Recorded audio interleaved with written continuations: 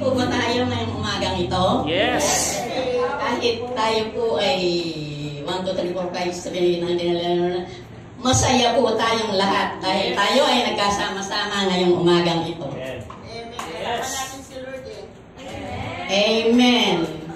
Ngayon pong umagang ito, ang ating tatalakayin ay it's just a continuation of the message last Sunday. Last Sunday po, why Jesus came to earth. Ngayon naman po, Jesus came to earth to deliver man from darkness to light. Amen po. Yan po ay nababasa natin sa... Ay, hindi po muna. Why Jesus came to deliver man from darkness to light. Dito po ay meron pong salita, meron pong word na darkness. Ano po ang insight natin dito sa isang word na ito? Ano po yung sarili nating pananaw sa darkness?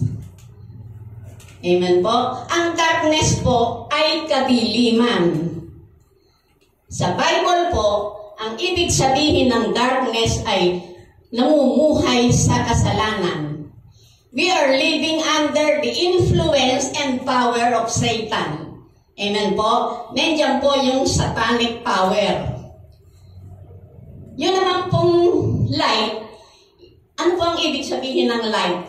We are living under the power of Jesus Christ. Because Jesus Christ is the light of the world. And we are living under the power of the Holy Spirit. Amen po? Para po mas malinaw, tingnan po natin kung ano ang sinasabi ng Ephesians 5,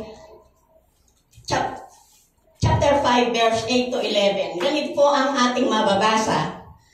Dahil kayo'y nasa kadiliman, ngunit ngayon nasa kaliwanagan na, sapagkat kayo'y nasa Panginoon. Mamuhay kayo ngayon ng nararapat sa mga taong nasa liwanag, sapagkat bawang mabuti, matuwid at totoo ang ginagawa ng namumuhay sa liwanag. Sikapin ninyong matutunan kung ano ang kalugod-lugod sa Panginoon. Huwag kayong makibahagi sa mga gawain ng kadiliman na walang ibinubungang mabuti, sa halip ay ibinunyag ninyo ang mga iyon. Amen. Diyan po sa ating binasa, sinasabi po riyan na mamuhay kayo ngayon ng nararapat sa taong nasa liwanag. Buhay na nararapat. Ano po ang katangian ng hinahanap? Sinasabi rito ang buhay na nararapat. Sundin po natin ang mga katangian ginagawa ng mga taong nasa liwanag. Ano po yung mga katangian ito? Mabait. Una po, mabait, matuwid at totoo. Dapat po nasusunod natin ang mga bagay na ito na nagiging kaluguran ng ating Panginoon. Bakit po?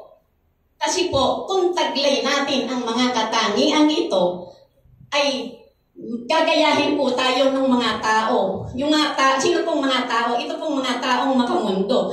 Pag nakita po nila yung mga katangian niyang nasa sa atin, malalaman po nila na ang kanilang ginagawang ay taliwas. Taliwas sa gustong mangyari ng ating Panginoon. Kaya napakahalaga po na nakikita nila yung mga katangian na yan na nakalulugod sa ating Panginoon. Amen po. Kasi po, diyan po sila ma-expose. Pag nakikita nila yung style of living natin at style of living nila, malaki po ang diferensya. Kaya makikita po nila ang kanilang pagkakamali. Amen? Kaya dapat po ang tunay na makita nila sa atin ay mga bagay lamang na maliwanag. Para nang noon, sila ay maaakit sa liwanag na nakikita natin. Amen po. Tingnan po natin kung meron pong sinasabi riyan na sa 1 John verse 2, 9 to 11. Ano po ang sinasabi? Ang nagsasabing siya'y nasa liwanag, ngunit napopoot sa kanyang kapatid ay nasa kadiliman pa.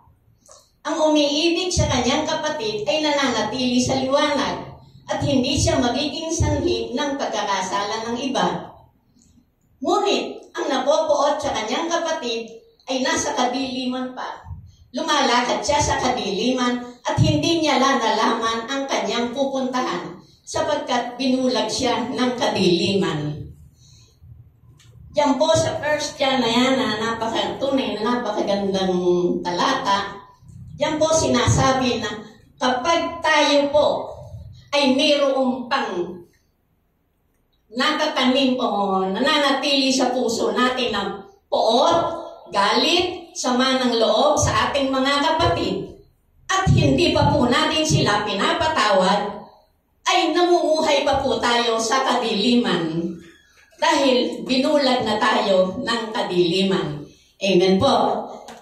Kaya napakahalaga po na ang makita sa atin ng mga taong nasa kadiliman ay ang mga katangiang kalugod-lugod sa ating Panginoon upang sa ganoon, yun ang maging kaliwanagan sa mata nila. Yung taglay nating liwanag. Para po sila ay maakit sa liwanag na taglay natin at sila ay sumunod sa atin.